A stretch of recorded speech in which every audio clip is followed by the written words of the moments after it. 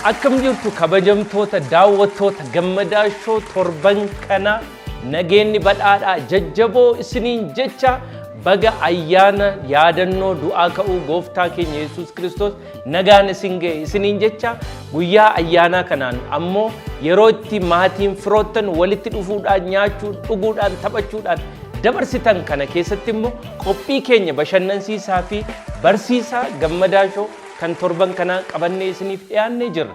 Egaan torban kana ammoo gammadaa irratti ayyaana urgeessuudhaaf faarfattoota lama qopheessee isiniif affeereen jira. Faarfattoonni keenya kun mana amantaa Ortodoksii keessatti hedduu beekamoodha.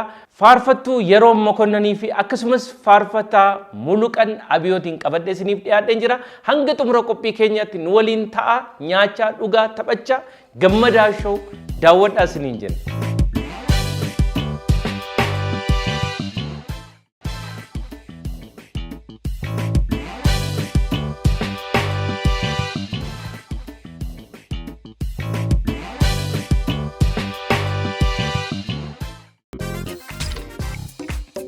Nama gaddisiisa. Mandheen faayilichaa faayidaan ala ta'eera. Bu'aan dadhabbiisaa faayiloonni garuu caalaatti ammayyaa'anii fayyadamuufis ta'e qabatanii deemuuf mijataa ta'anii si'aa'ina ajaa'ibaan harka isaa seenaniiru. Itiyoo Telekoom. Baga nagaan dhufteera. Baga nagaan eegda. Ayyaanni akkam? Bareeda. Sooma dheeraarra turtan egaa baatiiwwan darban lamaan kanaafi soomni akkam ture? Soomuun immoo amantaa wajjiniin ortodoksummaa wajjiniin akkamitti wal qabsiifta? Akkuma sila beekamu kaa soomni bareeda. Soomuun nyaata soomuu bichaa goon ta'eeni wantoota badaarraa of eeggannoo gochuudhaan kan nyaaturraa immoo warroota harka qalleeyyii ta'e gargaaruudhaan yaadachuudhaan sooma kana soomuun barbaachisaadha. Akkasitti manni amantaan illee kan gorsitu kan barsiistu illee soomni baay'ee bareeda. Egaa nama baay'ee warra akka keenyaa baay'een soomnee fi soomni kan nutti mul'atu mana foonii dhannee foon dhabuu qofaadhaan waan ta'eef. Akkuma sila beekamu namni baay'ee namni narraa muuxannoo guddaa qaban yeroo baay'ee gaafa barsiisan dhageenyarras dhageenyas. Dhugaadha. Soomuu jechuun nyaata yookaan immoo wanta foonirraa dhorkamuu bichaa miti. Soomuu jechuun wanta badaarraa dhorkamu aga ijaa gurraa kaasee miilaa kaasee laphee qulqulleeffatanii gara waaqatti dhiyaachuu jechuudha. Sooma jechuun yaa gaafa nyaattee dhugdee wanta foon akkasii dhugaatii kana gaafa dhugdu kabajaa waaqayyoo yaadattu beektaa rafuu barbaaddaa sirbuu barbaaddaa kanaaf kan foon kee gammachiifte. Kanaafuu sooma hundumarraa'uu dhorkamuu barbaachisaa jettee bataskaanni keenyas kan himtu kanatti sooma foonirraa bichaa miti kan soomuu qabnu jechuu barbaada. Egaa nuti samma gaafa mana foonis deemte foon dhabdu soomiidha gaafa isin jedhan nyaannumti soomiidhaaf nyaatamu mataan isaayyuu ogeessonni fayyaas kan jedhani inumaa gaariidha. Soomni kun itoo deddeebi'ee yeroo baay'ee irra deddeebi'ame namni foon kanarraa xiqqootoo akkasitti gaappii wayii fudhate jireenyuma isaafiyyuu nageenyuma isaa fayyaama isaafiyyuu foonirraa xiqqoo yeroo fudhachuun gaariidha jiru. Egaa guyyaan har'a ammoo guyyaa ayyaanaati, guyyaa namni nyaatee dhuguu ji'oottan lamaan darbanii fi yeroo namni of rakkisee yookiin immoo ofiisaa akka waaqayyoof tolutti of tursiisee yeroo soomaa kana keessatti dabarsa. Keessumaa immoo amantaa Ortodoksii biratti baay'eedhuma beekamaadha. Egaa atis ijoollummaarraa kaastee mee akkamitti ture ijoollummaa kee eessatti guddattee eessatti dhalattee akkamitti ture kan dabarsaa turte sooma? Akkuma sila siin jedhee akkuma beekamu sooma keenya warra keenyarraa ilaallee gaafamu bataskaanaan ergan bataskaanarraa aadaa fi duudhaa qabaa miti isaan irraa ilaalaa gaafa guddanne immoo warra keenyattis bataskaana keenyattis ilaalaa macaafa qulqulluus dubbisaa waan ta'aniif kan guddanne gaafa isaan soomaniin soomna. Soomni kun immoo maaliif soomamaa jedhu kanas nu barsiisaniiti kan nu guddisan warri keenya. Ani dhalattuu Baalee Roobee magaalaa Dalloo Sabroo keessatti kan dhaladhee guddadhee magaalaa Xinnoo keessatti. Gasii tajaajilaaf gara Finfinnee dhufee Finfinneen jiraadha ture amma immoo gaa'elaan gara Bishooftutti muuf godhee achiin jiraadha jechuudha. Sooma gaafan soomuu yeroo hunda sooma baay'ee. Sooma gaafa siin jedhu wanta badaarraa soomuun barbaachisaadha. sooma gaafa jennu foonumarraa soomuu kan immoo ji'a lamaan kan eegganne wanta badaa hojjechuu dhiisuu jechuu miti. Yeroo hunda lubbuun nama wanta gaarii soomuu qabdi si galee wanta badaa akka ofitti hin fenne wanta gaarii fudhachuuf soomuu qaba. Soomuu jechuun immoo wanta badaa hojjechuu dhiisuu namarratti waan hin taane hojjechuu dhiisuu badooma dhiisuu yeroo hunda laphee waaqayyoof ta'u miijaa ta'ee qopheessine jiraachuu jechuudha. Dabaa fi hammeenyarraas fagaachuu. Soomni kan barbaachise kun akka yaadannootti gooftaa keenya isa fannifamee isa du'aa ka'ee akka yaadannuuf malee yeroo hunda sooma. Jiruu kiristaanaa keessatti jechuudha. Waan badaarraa soomuun barbaachiseera. Jimaatas roobis soomni soomamu. Hundumaa torba nama fakkeenyaaf sanyoodha hanga arbitti kan jiru kana hundumaa torbee keessa jiru hundi sooma barbaachisaa soomuun barbaachisaadha bakka wanta badaarraa jechuudha. Akkas jettee anillee akka sedhee namana namni biraallee akka sedhee amananii yaa ati haadha ijoolleeti? Amma ijoollee takka daa'ima takka nan qaba lammaffaa immoo fidaa jirra waaqayyo jedhe. Isa waan argaa jiruuf waaqni nagaadhaan si haa hiiku jenna. Egaa ijoollummaa keettis waan sooma wajjin wal qabatan faarfannaa wajjin wal qabatan ati immoo faarfattuudha. Ijoollummaa keetti jalqabde moo faarfannaa erga guddattee kaateeti? Lakkee ijoollummaa keettiin jalqabe. Lumasoo waggaa 12 naannoo gaafatu. Okay. Yeroo sanarraa kaastee mana barumsaa gisuma ganaa elementarii jiru nu jalqabe jechuudha. Charchii keessatti charchii keessatti godhadhe xinnummaarraa kaase waggaa 7 maalirraa kaase charchii keessatti godhadhe egaa namni ati ilaalaa guddattu jiraami isaan laaltee moo waaqayyo moo heyyama isaatiif moo si muudaa jechuudha. Albamii faa hojjetteetta kanaan dura albamii faa yookiin kaasettaan waan akkasitiin hojjetaman? Hojjedheen jira lakkoofsa 2 qabama fuulduratti immoo albamii lakkoofsa 2? Okay. Gama YouTube faa kanoo waan gama viidiyoodhaan wantoota akka hojjettee qabda kanaan dura? Okay. Faarfannaa kee keessaa baay'ee jaallattu immoo qabda? Faarfannaa kiyya hundaan nan jaalladha. Yaa faarfannaa gaafa faarfattu hafuurri qulqulluu si gargaareeti. Jettee kaatee kan faarfattu miti. Faarfannaa kiyya keessa baay'ee hafuurri qulqulluun narratti bulee hojjedheera kan yaadu keessa ani loqoda lamaaniin faarfadha baay'ee. Okay. Afaan Amaariffaatiinis? Okay.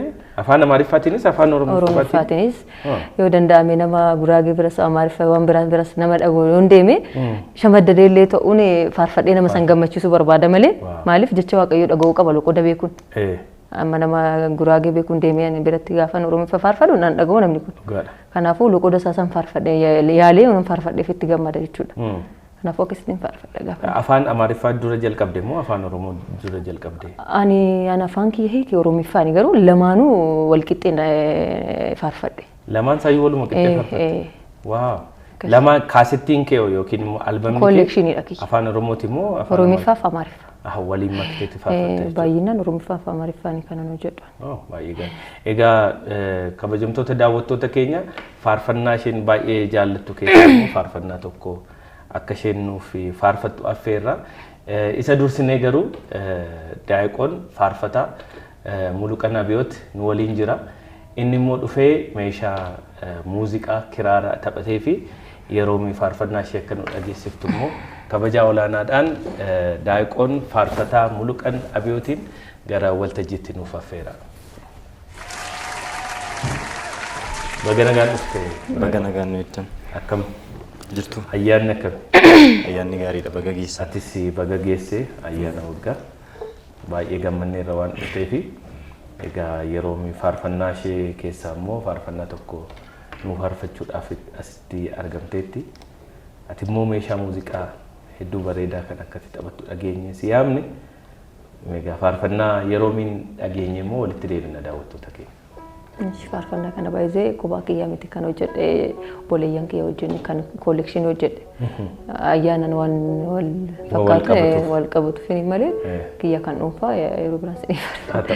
Ijoollee wajjin faarfatas.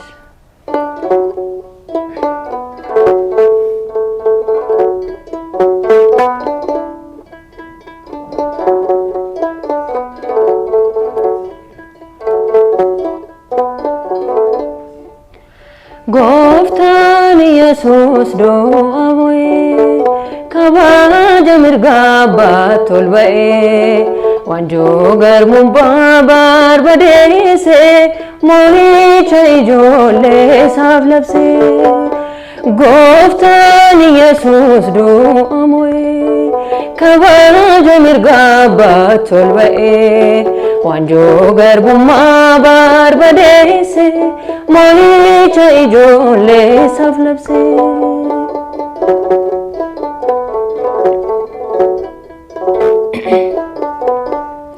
Maariyaam isheen Magdalaa urgaa gaarii qabattee iddoo awwaalcha gooftaa obboroodhaan imaltee dhagaan irra hin jiru awwaalli isaas duwwaadha dangaa'ee kan hin hafne Yesuus jiraatadha gooftaan Yesuus du'a mo'ee kabaja mirgaa baatu ol ba'ee waanjoo garbummaa barbadeesse mo'icha ijoollee isaaf labsee.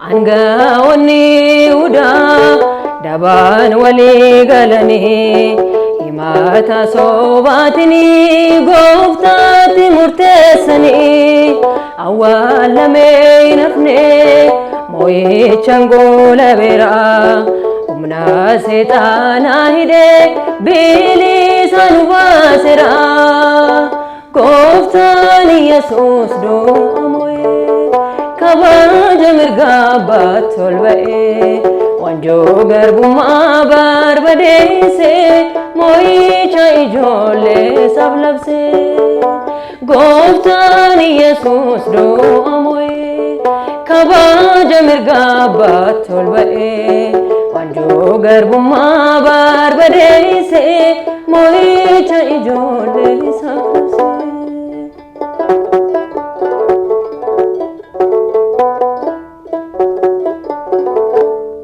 Aangaa'onni Yihuudaa dabaan walii galanii himata sobaatiin gooftaatti murteessanii awwaalamee hin hafne duraanis goolabeera humna seexaanaa hidhee bilisa nu baaseera gooftaan Yesuus du'a mo'ee kabaja mirgaa baatu ol ba'ee waanjoo garbummaa barbadeesse mo'icha ijoollee isaaf labsee gooftaan Yesuus du'a mo'ee kabaja mirgaa baatu ol ba'ee waanjoo garbummaa barbadeesse mo'icha ijoollee isaaf labsee.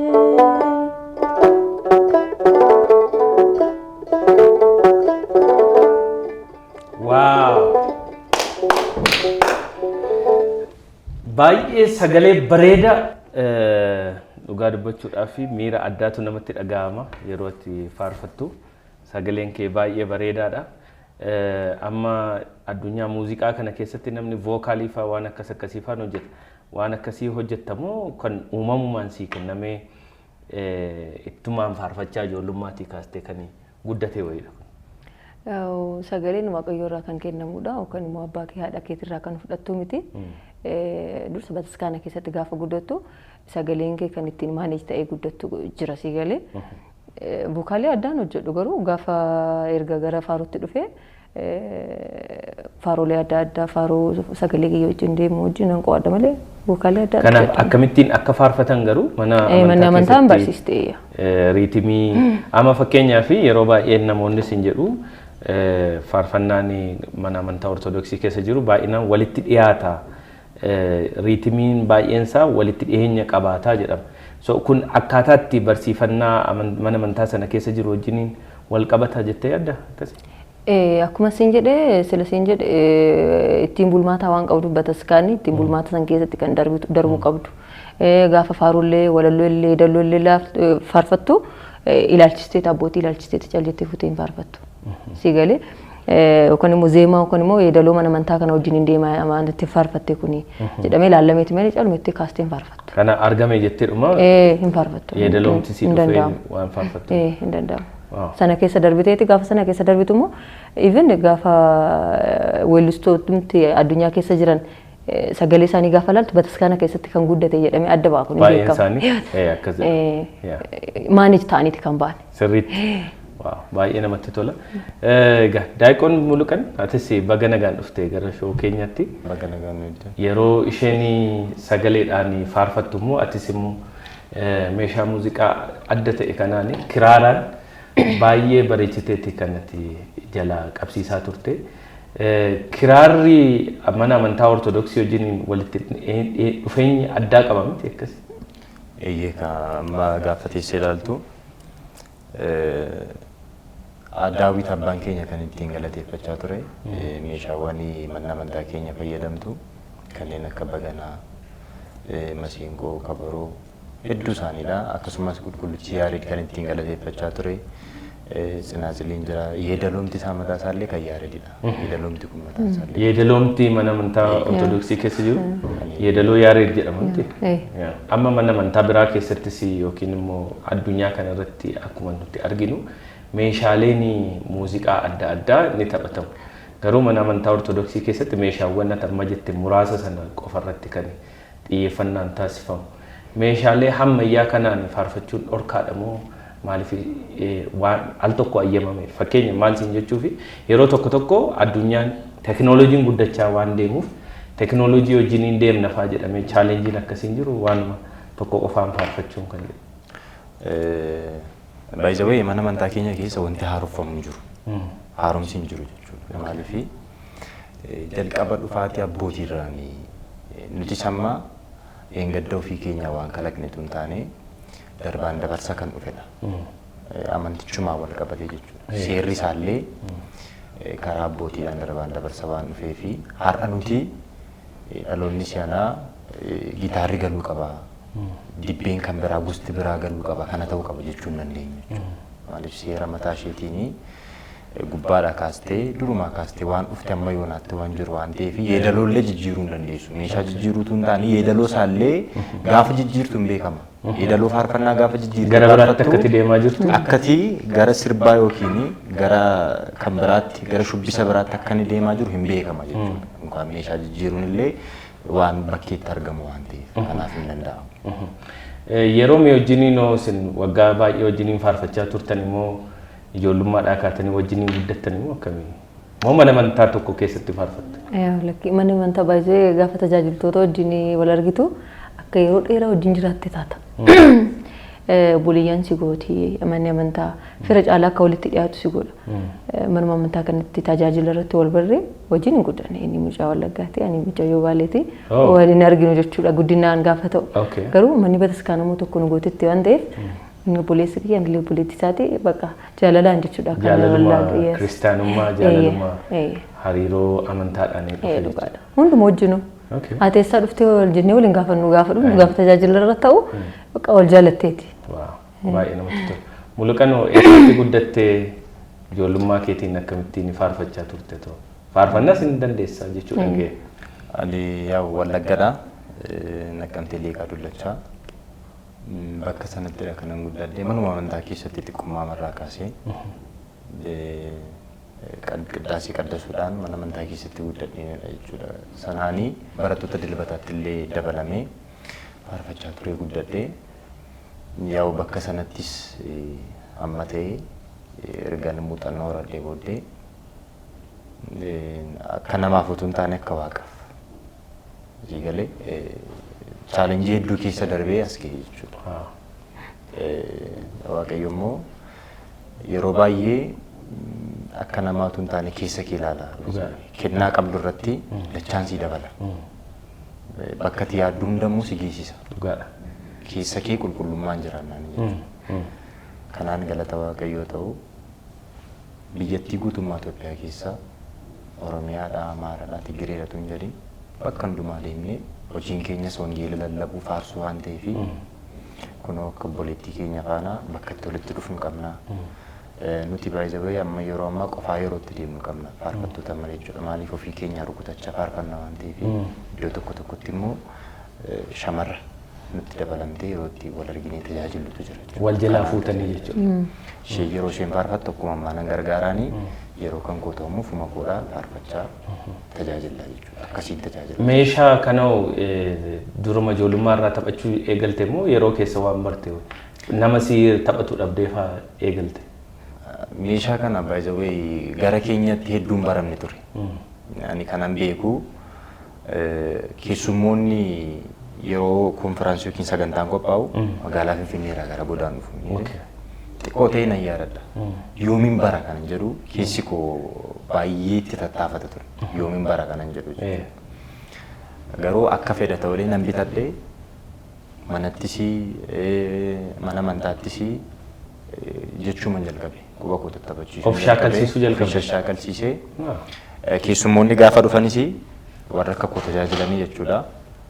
Inti isaanatti himu turan. Akkamittiin taphatamaa maal fa'aa jettee gaafa? Akkasitti taphatamaa. Mee qinyitiin isaa kanadha.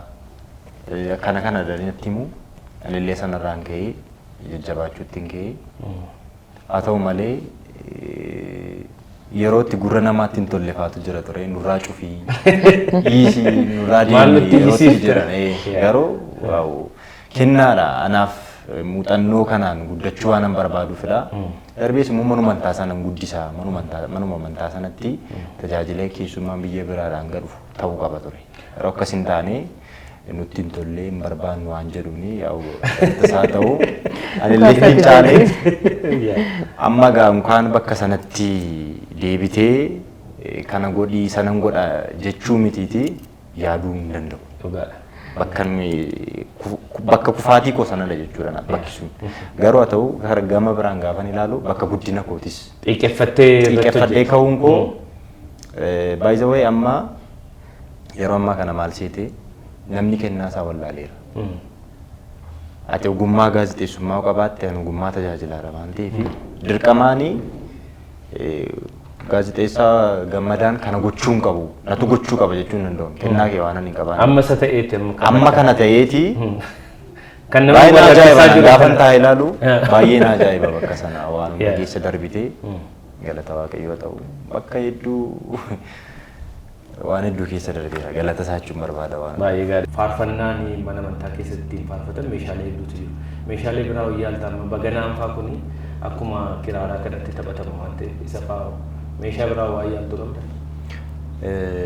Baganaa xiqqoo na hin yaala. Kana malee muka baroo. Isa guddaa isaa? Gosa qaba. Gosa adda addaa? Guddaanis jira, xiqqoonis jira, giddu galeessis jira. Hundi isaayyuu tokkuma. Sagaleen isaa garuu garaagara miti? Kan faarfannaa irratti ittiin tajaajilamnu akkaataa rukuttaa isaa garaagaradha. Kan itti immoo mana amantaa keessatti abbooliin ittiin dhaabbatanii waaqa galateessan immoo kan biraadha. Akkaataa rukuttaa yeroo jettu akkaataa rukuttaati kiraara itti rukuttu mataan isaayyuu adda. Ani kiraara faarfadheera dur ijoollummaa kootti kiraara taphachuu hanga muraasa nan danda'a. Garuu kiraaraan kan taphadhu akkasitiin kan rukutamu asii gadi kan girfii jedhanii natti fakkaata asii gadi. Ati immoo harkuma kee qofaatiin tattaphachiiftee sagalee babbareedaa keessaa baafte. Akkaataan ittiin taphatan kunis adda moo inni akkasitiin rukutan sunis jira? Inni ittiin akkasitti rukutan sun yeroo baay'ee meeshaa aadaati. Kirriin isaas shiboodha. Akka kanaas miti. Shiboodha. Kiraarumti isaayyuu qabiyyeen isaa wal caalaa. Darbee immoo inni suni gaafa inni garafamu riitimii qaba. Riitimiin suni akka sirbitu si taasisa. Si kakaasa baay'ee jechuudha. Si ho'isa. Amma inni kun garuu maal keessa si gashaa yaada kee gara tokkotti sassaabeeti. Miira kadhannaa. Miira gara sanattidha kan inni si geessu waan ta'eef akkasittiinidha. Inni kun seera mataa isaatii kan qabuu fi quba shan qofaadhaanii taphatamaa. Darbee immoo beezii kiraarii kan jedhamu jira kophaatti. Innis qubuma shaniini isa kan akkasitti qabattee sana akkasittiin qabattee rukutaa deemte. Egaati faarfannaa meeshaa muuziqaa taphachuu qofa miti. Faarfannaas immoo baay'ee sagaleen kee baay'ee gaariidha jechuudha gaheera.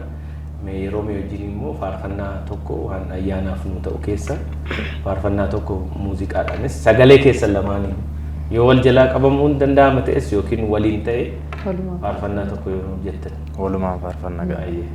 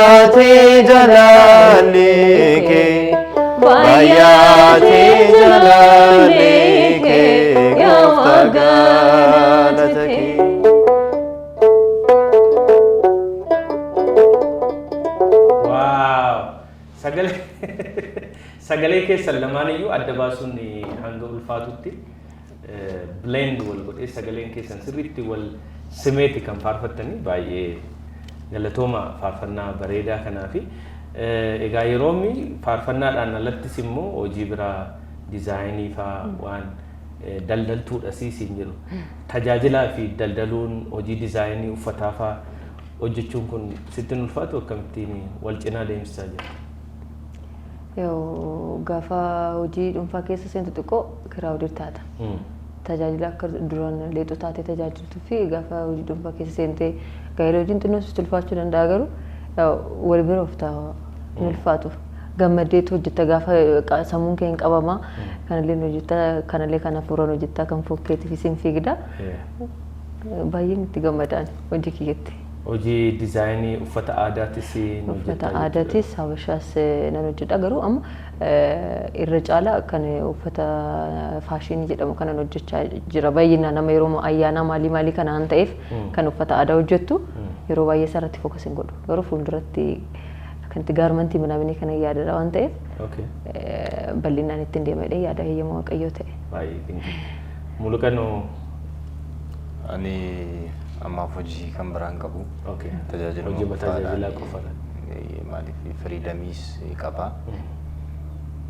Gaadha amma jedhuttis immoo gaadha galata waaqayyoo ta'u gara fuulduraatti immoo hojii kan biraan immoo dhufuuf yaadaa jirti. Atoo albamii faa hojjettee taa'ee yookiin muuziqaa qeenxeessa ta'u kophaatti waan hojjettee qabda? Albamii yeroo inni achi ture 2009 hojjetteera. Bara 2009 naannoo sanatti kan beekamu. Qofaatti siingiliis immoo kan ayyaanota xixiqqoo hojjedheera.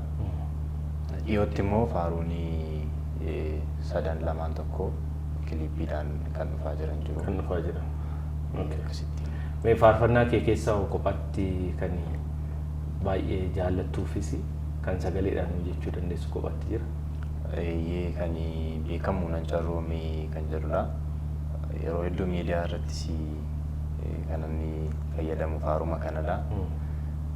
Kan na ibsus faaruma kanadha. Kanaaf faaruma kana jaalladha. Sagaleedhaan nageenyi.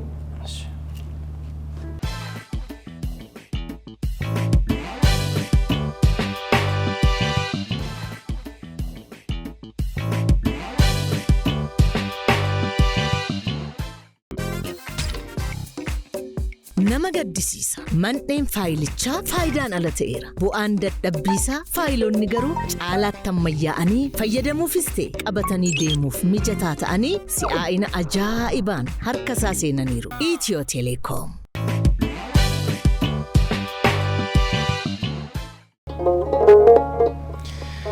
Naan carroome naan duroome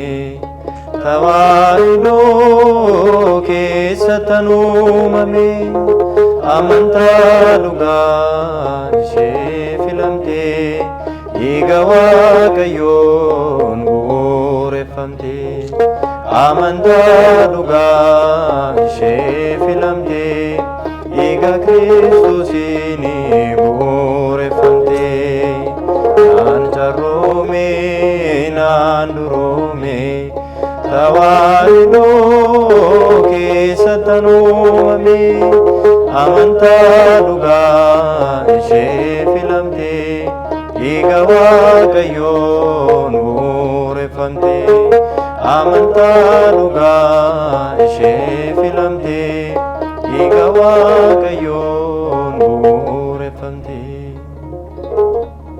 Waaw! Sagaleen keessa adda barbaay'ee egaa sagalee kanaan yeroo dheeraadhaaf tajaajilaa turtanii fuuldurattis milkii guddaan isiniif hafu. Gara ayyaanaatti gaafa deebinu immoo ayyaanaatti caalatti jaallattu jira yeroo? Ayyaanaatti caalatti ayyaana hundumaa nan jaalladha garuu dhalachuu gooftaa baay'een jaalladha. Dhalachuu gubaatee nan fayyisu ani garbummaa jalaan ba'u ture. Dhalachuu gooftaa nan jaalladha. Saraan immoo ka'umsa gooftaa. Du'aan boodarree jiruun akka jiru namni Kiristoositti amanee du'aan boodallee jireenya akka jiru akka amanu na taasisa waan ta'eef baay'een irra caalaa ittan gammada. Ayyaana kana lamaanitti baay'ee nan jaalladha hunda isaatu hiika mataa isaa qaba waan ta'eef garuu dhalachuu gooftaa bakka baay'een jaalladha. Isa baay'ee kan si gammachiisu. Ogoon dhalatiin akkam taana ture. Si galee garbummaa san maaltu narra kaasa ture. Dhaloota irraa bara hanga biraatti dhiiga hoolaa qalaa turan sana aarsaa hedduu kafalaa turan sana addunyaa kanarraa yookaan immoo dhaloota kanarraa cubbuu san kaasuu hin dandeenye waan ta'eef dhalachuu Kiristoos cubbuu sana kaasuu kan danda'e dhalachuu gooftaa baay'een jaalladha isarraan immoo ka'umsa isaa. Muluqanoo addatti ayyaanatti jaallattu. Addatti ayyaanani jaalladhu ayyaana cuuphaati. Innis kanuma gooftaa waan ta'eefi maaliifan ayyaana cuuphaa jaalladha ijoollummaa kootti waan hedduudha kan dabarsaa turre keessumatti ayyaana cuuphaa gaafa laallu guyyoota 3-4 kana naannoo keenyatti kabajama naannoo biraatti hanga torbee tokkotti illee kabajama sun xixiqqoo taanee maatii keenya jalaa bannee illee yerootti bakka kataraa annee bulluu dhufuun ayyaanichaa xixiqqoo taanee baay'ee hawwiidhaan kan eeggannudha. Yeroo sana si bitama ture uffanni nama wayya ayyaana Enqixaaxashii kan jedhan yookiin waggaa haaraa irratti naa bitama waan ta'eef ayyaanatti jaallattu kam yoo naan jette isa maaliif uffata faa bitannee siree duuba faa mataa dura bulfattee uffata sana uffatta waan ta'eef. Akka ijoollummaatti miti kan gabbaddu. Ani bara haaraatti kan isaan naaf bitanii bara haaraatti loomii bitannee barreeffama barreeffanneeti sanaan mana namaarra deemneedhaan Enqixaaxash kan jennu. Halkaniini hunda dura dursee uffata koo haaraa uffadhe gaafa bokkaan roobu immoo nan aara uffata koo balleessa caammaa koo balleessa. Kan ijoollummaa jedhu sana uffatteeti halkaniin ba'eem utuu namni irri barraan ka'in deema bakkee naanna'u lafti narra jira.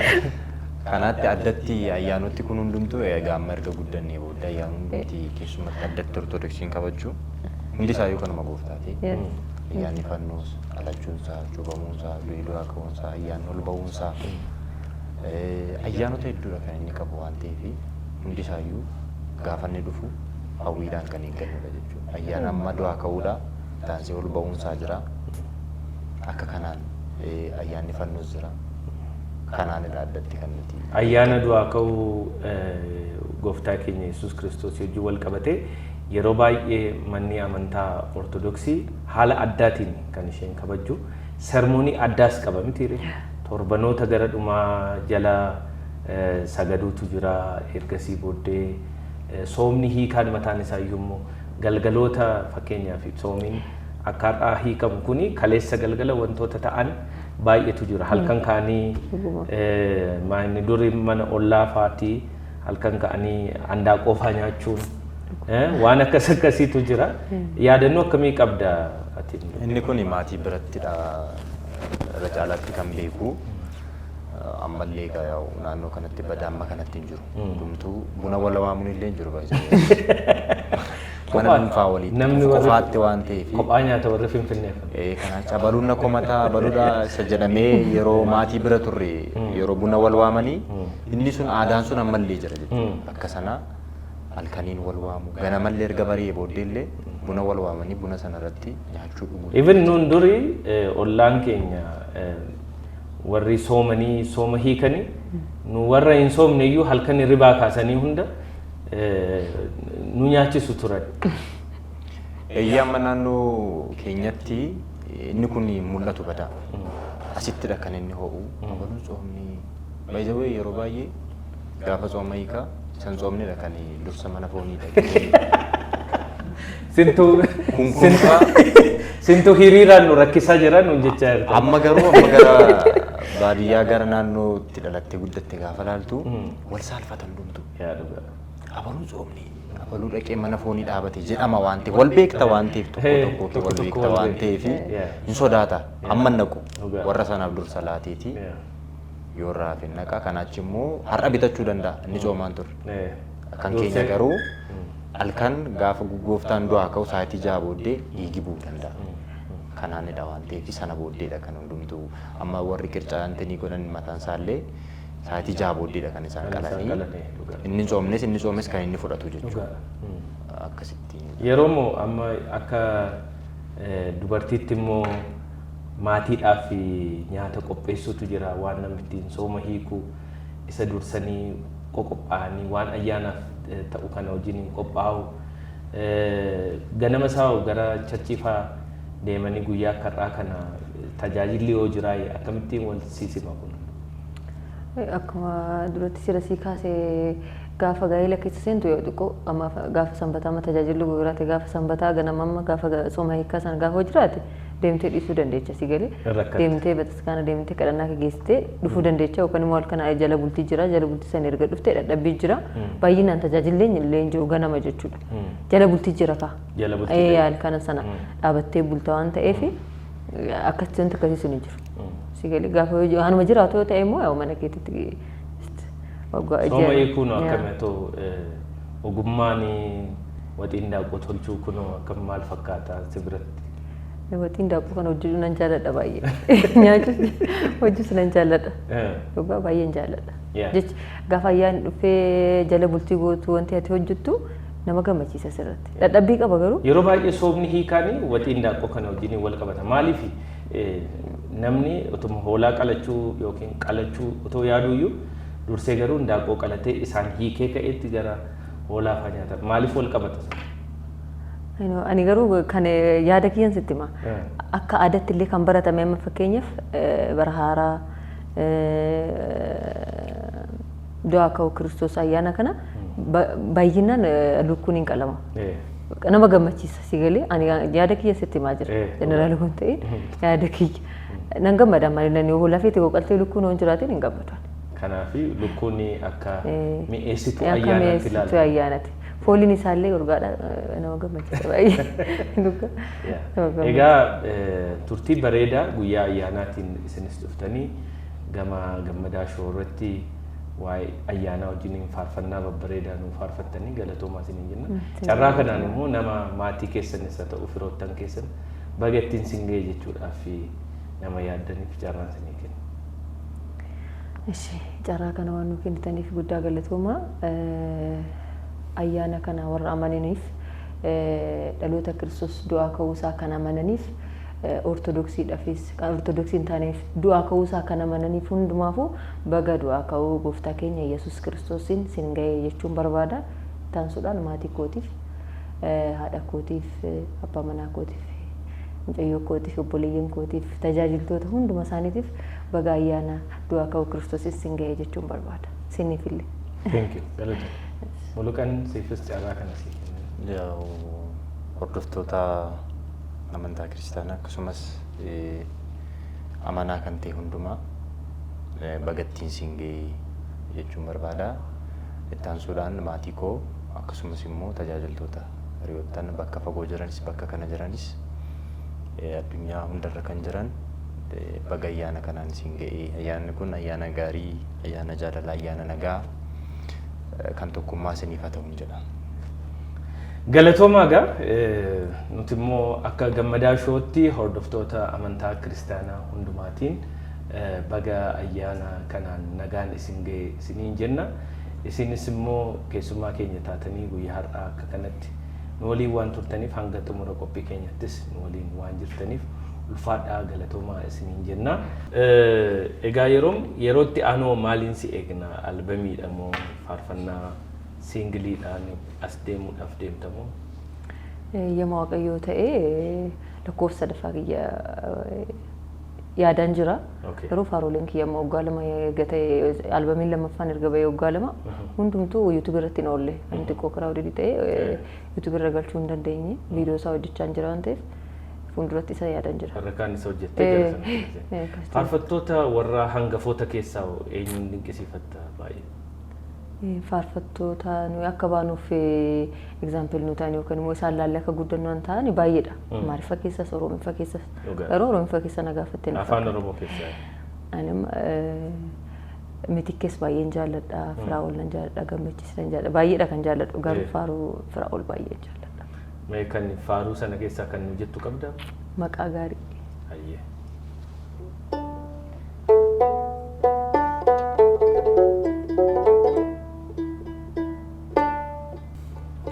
Maqaa gaarii yaa Waaqa koo abbaa dhugaa guyyaa rakkoo jaalala keen mo'atamee harkaan kennee boojamee. Maqaa gaarii yaa Waaqa koo abbaa dhugaa guyyaa rakkoo jaalala keen mo'atamee harkaan kennee boojamee.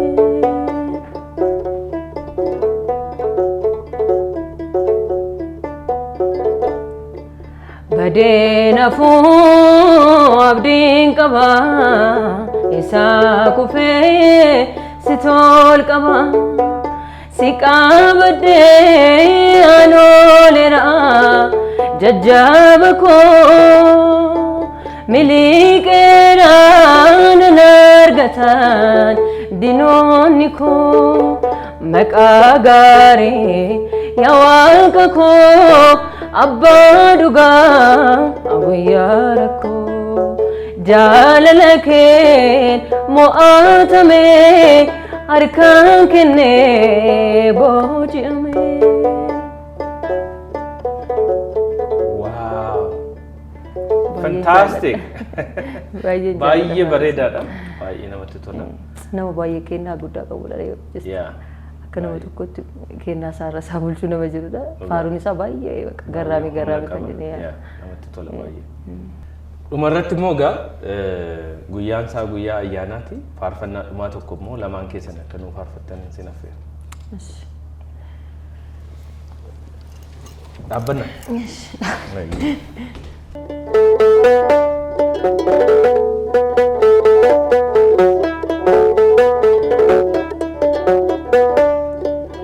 Du'a kee gooftaa, du'a kee gooftaa. Doa kee gooftaa, doa kee gooftaa. Iyyeen Yesuusi, Yesuusi, Yesuusi, doa kee gooftaa. Iyyeen Yesuusi, Yesuusi, Yesuusi, doa kee gooftaa. Doa kee gooftaa, doa kee gooftaa. Doa kee gooftaa, doa kee gooftaa. Iyyeen Yesuusi, Yesuusi, Yesuusi, doa kee gooftaa. Iyyeen Yesuusi, Yesuusi, Yesuusi, doa kee gooftaa. du'a ka'e gooftaan du'a ka'e gooftaan du'a ka'e gooftaan du'a ka'e gooftaan iyyeen Yesuusin Yesuusin Yesuusin du'a ka'e gooftaan iyyeen Yesuusin Yesuusin Yesuusin du'a ka'e gooftaan. Galatoma. Thank you so much.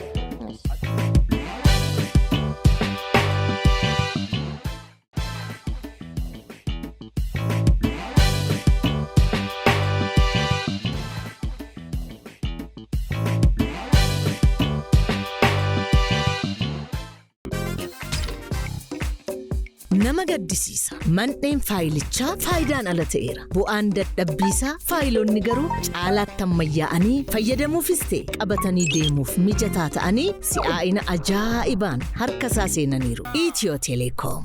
Sagantaa keenya irratti dhuftanii keessummaa keenya waan taataniif nu kabajanii waan dhuftaniif baga ayyaana geessanii uffata galatooma. Ashi sinillee galatooma. Ashi nagaa. Ayyaana gaarii. Ayyaana gaarii.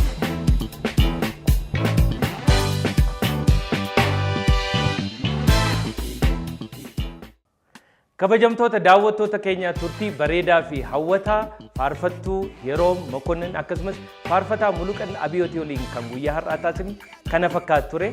Egaan ayyaana gaarii isiniif ta'u bashannanaa taphadhaa maatii keessanii waliin yeroo gaarii dabarsaa isiniin jenna. Yaadaa fi qeeqa akkasumas immoo sponsor gochuudhaan immoo nu waliin hojjechuu kan barbaaddan kabiyyuu immoo karaa lakkoofsa bilbila keenya as iskiriinii jala deemuun haloo nuun jechuun nu waliin hojjechuu akkasumas yaada keessan kennachuu dandeessuu isiniin jenna. Risa Media YouTube keenya gammadaa shoo irratti darbaa jiru immoo subscribe, like, comment, share gochuudhaan immoo akka nu cinaa taatan isiniin jecha torban hanga deebinee wal arginutti nagaatti isiniin.